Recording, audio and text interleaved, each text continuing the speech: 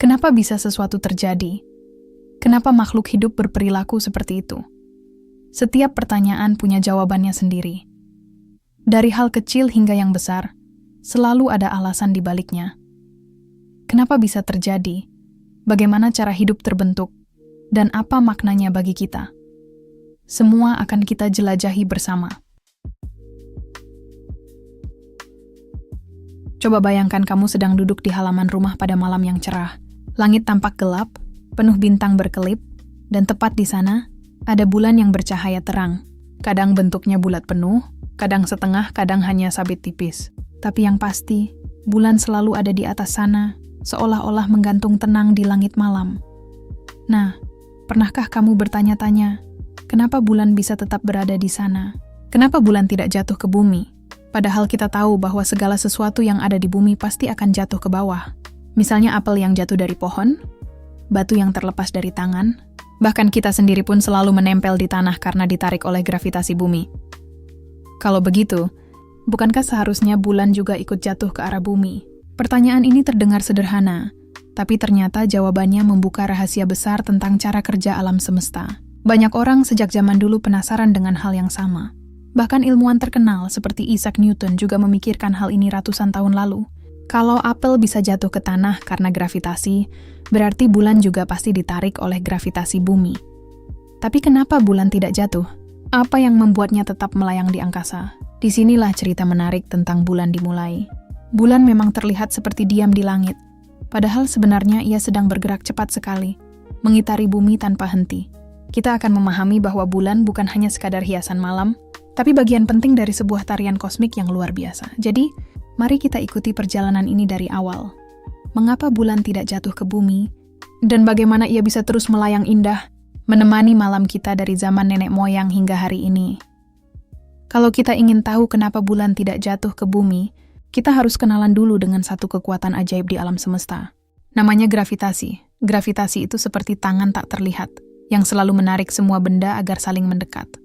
Misalnya, kenapa kamu bisa duduk dengan tenang di kursi sekarang? Itu karena gravitasi bumi menarik tubuhmu ke bawah, sehingga kamu tidak melayang ke udara. Kenapa apel jatuh dari pohon? Karena ada tarikan gravitasi yang membuatnya turun ke tanah. Bahkan saat kamu melempar bola ke atas, bola itu akan kembali turun karena gravitasi selalu menang. Nah, rahasia besar yang ditemukan oleh Isaac Newton berabad-abad lalu adalah gravitasi bukan hanya ada di bumi, tapi di seluruh alam semesta. Setiap benda yang punya massa, entah itu sebesar planet atau sekecil batu, semuanya punya gravitasi, dan mereka saling tarik-menarik. Jadi, bukan hanya bumi yang menarik apel, tapi apel juga sebenarnya menarik bumi, meski tarikannya sangat-sangat kecil dan tidak terasa. Kalau begitu, apa artinya bagi bulan? Artinya, bulan juga ditarik oleh gravitasi bumi. Bayangkan bumi seperti magnet raksasa, dan bulan adalah benda yang selalu ditarik ke arahnya. Jadi sebenarnya, bulan memang sedang jatuh ke arah bumi setiap saat. Tapi kalau begitu, muncul pertanyaan baru. Kalau memang bulan ditarik oleh gravitasi bumi, kenapa dia tidak jatuh dan menabrak kita? Nah, disinilah ceritanya jadi makin seru. Karena ternyata, selain ditarik oleh gravitasi, bulan juga punya gerakan khusus yang membuatnya terus mengitari bumi tanpa pernah benar-benar jatuh. Seperti ada sebuah tarian abadi di antara keduanya. Tarikan gravitasi dan gerakan bulan yang sangat cepat. Tapi sebelum kita bahas lebih jauh soal gerakan bulan itu, penting sekali untuk mengingat, tanpa gravitasi, bulan tidak mungkin bisa tetap bersama kita. Ia mungkin sudah melayang pergi ke ruang angkasa yang gelap, meninggalkan bumi sendirian. Jadi bisa dibilang, gravitasi adalah tali kosmik yang selalu mengikat bumi dan bulan dalam hubungan yang tidak pernah terputus. Kalau tadi kita sudah tahu bahwa bulan memang ditarik oleh gravitasi bumi, sekarang muncul misteri baru. Kenapa bulan tidak jatuh? Jawabannya terletak pada gerakan bulan yang sangat unik. Bayangkan begini, kamu melempar sebuah bola lurus ke depan. Apa yang terjadi? Bola itu pasti akan meluncur, tapi pada akhirnya jatuh ke tanah. Itu karena gravitasi menarik bola turun, sementara bola hanya punya kecepatan terbatas ke depan. Sekarang, coba bayangkan kalau kamu bisa melempar bola itu dengan kecepatan yang sangat cepat. Saking cepatnya, ketika bola jatuh ke bawah karena gravitasi, tanah di bawah bola itu sudah melengkung mengikuti bentuk bumi. Jadi bola tidak pernah benar-benar menyentuh tanah. Ia akan terus melayang mengitari bumi. Nah, inilah yang terjadi pada bulan. Bulan tidak diam di langit.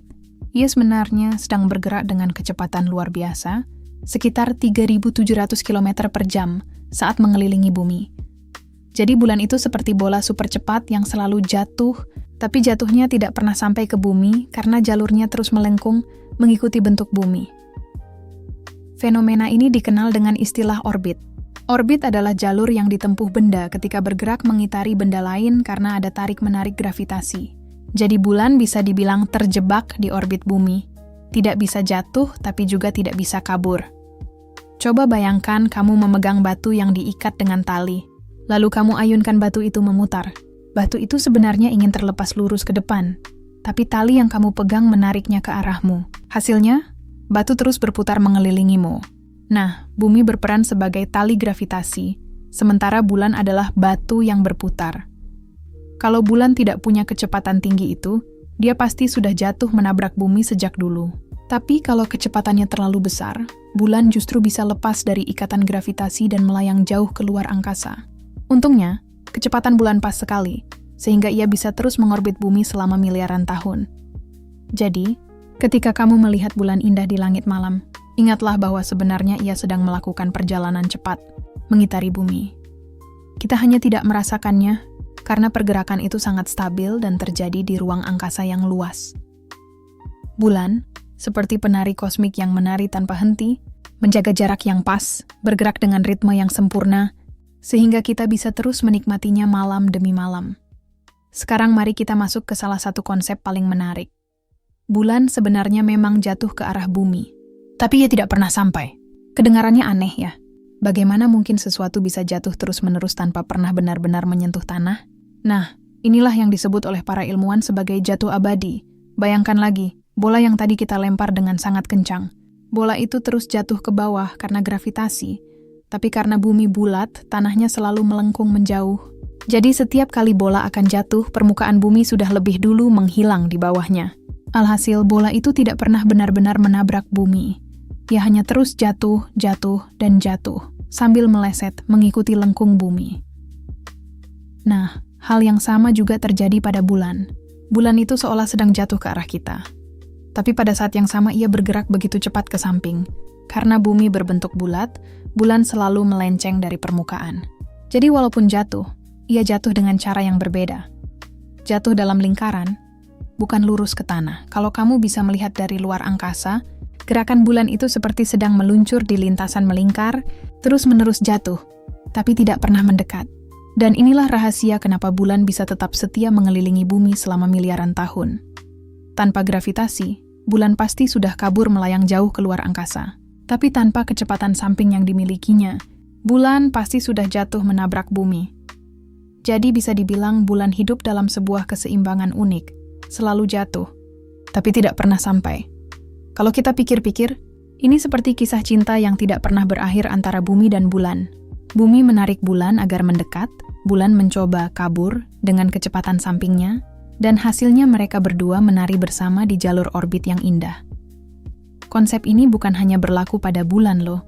Semua satelit yang mengelilingi bumi, mulai dari satelit buatan manusia hingga stasiun luar angkasa internasional, semuanya juga mengalami jatuh abadi.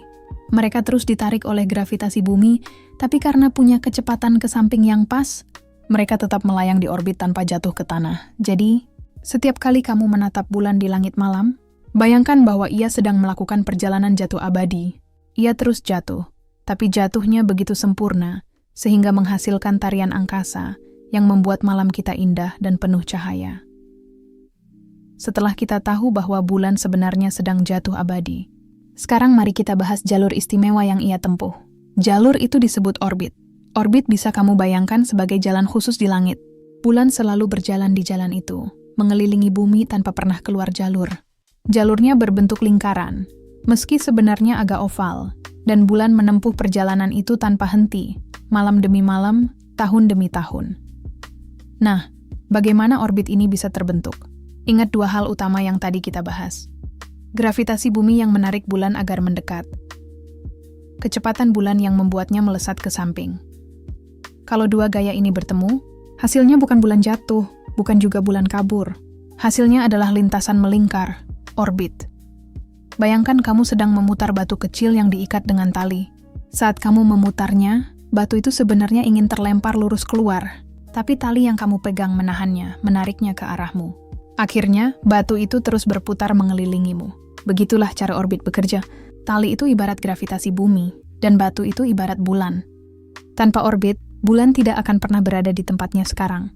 Ia mungkin sudah menabrak bumi, atau terbang menjauh ke angkasa yang gelap, tapi berkat orbit, bulan bisa terus menjaga jaraknya dengan stabil. Dan yang menarik, bulan butuh waktu sekitar 27 hari untuk menyelesaikan satu putaran penuh mengelilingi bumi. Itulah sebabnya kita bisa melihat fase-fase bulan, dari sabit, separuh purnama hingga kembali ke sabit lagi. Semua itu terjadi karena bulan bergerak di orbitnya sambil terkena cahaya matahari dari sudut yang berbeda. Kalau kamu pikir lagi, orbit ini bukan hanya milik bulan. Bumi juga punya orbit ketika mengelilingi matahari. Bahkan seluruh planet di tata surya kita juga punya orbit masing-masing. Jadi, sebenarnya, alam semesta ini penuh dengan tarian orbit. Benda-benda langit yang bergerak melingkar karena saling tarik-menarik. Indahnya lagi, orbit bulan membuatnya selalu setia menemani kita. Ia tidak pergi, tidak juga menabrak. Orbit adalah panggung tariannya, dan bulan menari di atasnya dengan sempurna. Tanpa orbit, malam kita mungkin akan sepi, tanpa cahaya bulan yang menenangkan. Kalau kamu perhatikan, keberadaan bulan di langit itu sebenarnya adalah hasil dari sebuah permainan tarik ulur yang luar biasa. Permainan ini terjadi antara dua kekuatan besar, tarikan gravitasi bumi dan kecepatan bulan saat bergerak mengitari bumi. Bayangkan begini, kamu memutar sebuah batu kecil dengan tali. Batu itu berusaha keras untuk lepas, bergerak lurus keluar, tapi tali yang kamu pegang menarik batu itu ke arahmu. Hasilnya, batu tidak pernah lepas, tapi juga tidak jatuh menabrakmu. Batu itu hanya terus berputar, dan berputar. Nah, bulan dan bumi juga melakukan hal yang sama. Gravitasi bumi menarik bulan agar jatuh ke dalam. Kecepatan bulan mendorongnya keluar, mencoba lepas. Dua kekuatan ini seolah-olah sedang bermain tarik-tarikan. Kalau tarikan gravitasi lebih kuat, bulan akan jatuh ke bumi. Tapi kalau kecepatan bulan lebih besar, ia akan terlepas dari orbit dan melayang jauh keluar angkasa. Untungnya, keduanya seimbang dengan sangat pas. Keseimbangan inilah yang membuat bulan tetap berada di orbitnya. Tidak jatuh, tidak juga kabur. Seperti orang yang sedang menyeimbangkan diri di atas papan jungkat-jungkit, bulan berhasil bertahan di posisi stabil selama miliaran tahun. Tanpa keseimbangan ini, dunia kita akan sangat berbeda. Coba bayangkan, kalau bulan jatuh menabrak bumi, itu akan menjadi bencana besar yang bisa mengubah segalanya.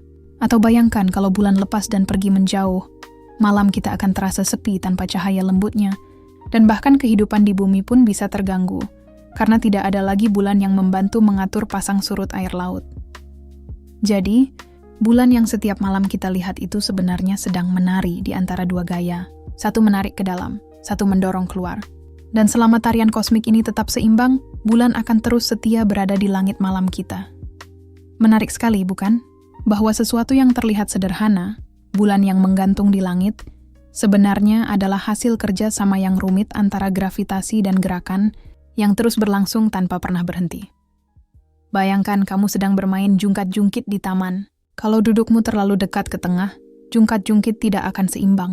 Kalau dudukmu terlalu jauh ke ujung, kamu bisa jatuh. Supaya permainan bisa berjalan dengan baik, kamu harus duduk di posisi yang pas. Nah, ternyata hal yang sama juga berlaku untuk bulan. Bulan bisa terus berada di orbitnya karena jaraknya dengan bumi benar-benar tepat. Tidak terlalu dekat, tidak terlalu jauh. Tahukah kamu, jarak rata-rata bulan dari bumi adalah sekitar 384.000 kilometer. Angka ini terdengar sangat besar. Bahkan pesawat tercepat di bumi butuh berhari-hari untuk sampai ke sana. Tapi jarak inilah yang membuat bulan bisa menari dengan stabil di langit malam kita. Kalau bulan lebih dekat, tarikan gravitasi bumi akan jauh lebih kuat. Akibatnya, bulan bisa tertarik jatuh ke bumi, atau setidaknya orbitnya akan menjadi sangat tidak stabil. Dampaknya, bulan bisa menabrak bumi dengan energi yang luar biasa besar. Sesuatu yang tidak bisa kita bayangkan akibatnya. Sebaliknya, kalau bulan lebih jauh, maka tarikan gravitasi bumi akan semakin lemah. Bulan bisa saja lepas dari ikatan gravitasi dan akhirnya melayang bebas di luar angkasa. Kalau itu terjadi, bumi akan kehilangan sahabat kosmiknya. Malam akan menjadi jauh lebih gelap dan banyak hal penting di bumi, seperti pasang surut air laut, akan berubah drastis. Jadi, posisi bulan sekarang adalah jarak emas. Ia cukup dekat untuk tetap terikat oleh gravitasi bumi, tapi juga cukup jauh untuk tidak tertarik jatuh. Bisa dibilang bulan sedang berada di kursi terbaik dalam sebuah pertunjukan kosmik. Menariknya lagi, jarak ini juga berperan dalam fenomena menakjubkan yang bisa kita lihat dari bumi, yaitu gerhana matahari total. Ukuran bulan memang jauh lebih kecil dibanding matahari. Tapi karena jaraknya yang pas, bulan bisa tampak hampir sama besar dengan matahari di langit. Hasilnya, kadang-kadang bulan bisa menutupi matahari sepenuhnya, menciptakan pemandangan gerhana yang sangat indah dan langka. Kalau jarak bulan lebih dekat sedikit saja, ia akan tampak jauh lebih besar dari matahari. Kalau desinya jauh sedikit aja, ia akan terlalu kecil untuk menutupinya. Jadi, bisa kita bilang, posisi bulan ini benar-benar pas, seakan sudah diatur dengan presisi luar biasa. Jadi, saat kamu menatap bulan malam ini, ingatlah bahwa ia sedang berada di jarak yang sempurna dari kita. Tidak terlalu dekat, tidak terlalu jauh. Jarak yang membuat bulan bisa tetap aman di orbitnya, sekaligus memberikan keindahan dan keseimbangan bagi kehidupan di bumi. Selama ini, kita mungkin mengira bulan hanya sekadar teman malam yang cantik di langit, tapi sebenarnya, bulan punya peran besar sekali dalam kehidupan kita sehari-hari. Salah satunya ada pada laut. Tahukah kamu, ombak pasang dan surut di laut itu terjadi karena tarikan gravitasi bulan? Begini ceritanya. Bulan dengan gravitasinya menarik air laut di bumi. Karena air sifatnya bisa bergerak bebas, tarikan ini membuat permukaan laut di sisi bumi yang menghadap bulan menjadi menonjol ke arah bulan. Inilah yang kita sebut air pasang. Tapi menariknya, bukan hanya sisi yang menghadap bulan saja yang mengalami pasang. Sisi bumi yang berlawanan juga mengalami pasang. Kok bisa? Itu karena gaya gravitasi bekerja tidak sama rata di seluruh bumi. Di sisi yang jauh dari bulan, air laut seolah-olah tertinggal sedikit, sehingga juga terbentuk tonjolan. Akibatnya, di bumi ada 2 kali pasang dan 2 kali surut setiap harinya. Bayangkan kalau tidak ada bulan, lautan mungkin tidak akan bergerak sekuat itu. Pasang surut akan jadi sangat lemah, bahkan hampir tidak ada. Padahal, pasang surut punya peran penting dalam kehidupan. Bagi nelayan, pasang surut membantu mereka menentukan kapan waktu terbaik untuk berlayar dan menangkap ikan. Bagi ekosistem pantai, pasang surut membantu makhluk hidup beradaptasi. Misalnya, kepiting dan kerang yang mencari makan saat air pasang, lalu bersembunyi saat air surut. Bagi iklim bumi, pasang surut juga membantu mengatur sirkulasi air laut, yang ikut memengaruhi cuaca di berbagai belahan dunia. Jadi, bisa dibilang, bulan ikut mengatur ritme kehidupan di bumi. Ia bukan hanya benda yang indah dilihat, tapi juga pengendali alami yang menjaga keseimbangan laut kita. Sekarang, coba bayangkan lagi ketika kamu berjalan di pantai. Kamu melihat ombak datang dan pergi, garis air maju dan mundur. Itu bukan hanya sekadar air yang bergerak. Itu adalah hasil dari tarikan bulan yang jauh di atas sana. Seolah-olah bulan sedang berkomunikasi langsung dengan laut di bumi. Menarik, kan? Bahwa bulan yang tampak jauh dan tenang di langit malam, ternyata punya hubungan erat dengan air laut yang ada di bawah kaki kita. Hubungan ini sudah ada sejak miliaran tahun, dan akan terus berlanjut selama bulan masih mengitari bumi. Selama jutaan tahun, manusia selalu melihat bulan sebagai sahabat malam yang setia. Tapi tahukah kamu, bulan yang kita lihat sekarang ternyata tidak persis sama dengan bulan di masa lalu. Dan di masa depan, bulan juga tidak akan selalu berada di tempatnya sekarang. Faktanya, para ilmuwan menemukan bahwa bulan perlahan menjauh dari bumi. Ya, kamu tidak salah dengar. Setiap tahun, bulan bergerak menjauh sekitar 3-4 cm. Kedengarannya kecil, hanya seukuran kuku jari kita. Tapi bayangkan jika itu berlangsung selama jutaan tahun, jaraknya bisa bertambah ribuan kilometer. Kok bisa begitu? Hal ini terjadi karena interaksi gravitasi antara bumi, bulan, dan juga air laut kita. Ingat tentang pasang surut yang kita bahas sebelumnya? Nah, pasang surut itu tidak hanya dipengaruhi oleh bulan, tapi juga memengaruhi bulan kembali. Saat air laut pasang dan surut, ada energi yang berpindah dari bumi ke bulan. Energi ini membuat rotasi bumi sedikit melambat. Hari-hari di bumi menjadi semakin panjang, walaupun hanya bertambah sepersekian detik setiap jutaan tahun. Sebagai gantinya, bulan mendapat dorongan kecil yang membuatnya menjauh sedikit demi sedikit. Artinya, dulu di masa lalu, bulan berada jauh lebih dekat dengan bumi. Jika kita bisa kembali ke miliaran tahun lalu, bulan akan terlihat lebih besar di langit malam daripada yang kita lihat sekarang. Dan di masa depan, Jika bulan terus menjauh, ia akan tampak semakin kecil. Dampaknya apa? Salah satu yang paling mencolok adalah fenomena gerhana. Saat ini, ukuran bulan di langit terlihat hampir sama dengan ukuran matahari, meskipun sebenarnya matahari jauh lebih besar. Karena ukuran tampak ini mirip, bulan bisa menutupi matahari dengan sempurna saat gerhana total. Tapi, jutaan tahun ke depan, ketika bulan sudah semakin jauh, ukurannya di langit akan tampak lebih kecil. Itu artinya gerhana matahari total tidak akan terjadi lagi. Yang ada hanyalah gerhana cincin, di mana bulan hanya menutupi sebagian tengah matahari, meninggalkan lingkaran cahaya di sekelilingnya. Bayangkan betapa istimewanya hidup di zaman sekarang. Kita masih bisa menyaksikan gerhana matahari total. Sebuah keindahan langka yang suatu hari nanti tidak akan bisa dilihat oleh generasi manusia di masa depan. Jadi, bulan memang setia, tapi ia juga perlahan berubah. Ia terus menjauh sedikit demi sedikit, membuat hubungan dengan bumi tidak statis. Ini mengingatkan kita bahwa alam semesta selalu bergerak, selalu berubah, meskipun kadang kita tidak menyadarinya karena perubahannya sangat lambat. Setiap kali kamu menatap bulan malam ini, sadarilah, bulan yang kamu lihat sekarang posisinya sudah berbeda dibanding 100 tahun lalu. Bahkan berbeda dibanding saat nenek moyang kita menatap langit. Bulan itu sedang dalam perjalanan panjang, meninggalkan kita sedikit demi sedikit. Sepanjang perjalanan kita membahas bulan, ada satu hal besar yang bisa kita pelajari. Bulan bukan hanya sekadar lampu malam di langit. Ia adalah sahabat bumi yang diam-diam punya peran besar dalam menjaga keseimbangan kehidupan kita. Bulan menjaga laut dengan pasang surutnya, membantu makhluk hidup beradaptasi, bahkan memengaruhi rotasi bumi.